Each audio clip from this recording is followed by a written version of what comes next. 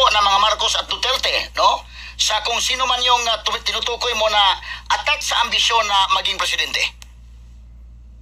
Oo, palagay ko ganoon. Kasi yung kapatid ko, ay kung minsan masyadong mabait, buutan, masyado, parang nanay ko yan eh. Malambot ang puso, baka pinagbibigyan na lang niya. Hindi ko na alam talaga ang mga pangyayari sa Malacanang. Andun lang ako sa picture taking ng mga bill signing, yun lang ang alam ko.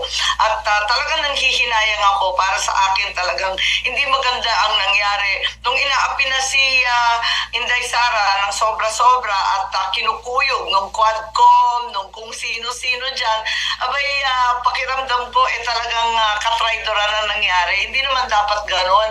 Bakit naman tayo kakampi sa mga kaaway natin? Ang mga communist, yung mga kaliwete dyan sa Kongreso, laban kay Presidente Duterte at kay Inday Sara na walang ginawa kundi tumulong. Talagang nalito ako. Pagkatapos noon, naging bloody na, naging maisog na yung rally, nagkakamurahan na. Wala, bardagulan na sa politika. Wala na tayong nagawang trabaho para sa ating mangingisda, sa ating presyo, sa ating mga kabataan naghahanap ng trabaho. Naku, wala na. Nakatutok na lang tayo sa pinaka walang kwentang toxic and dangerous politics. Itong latest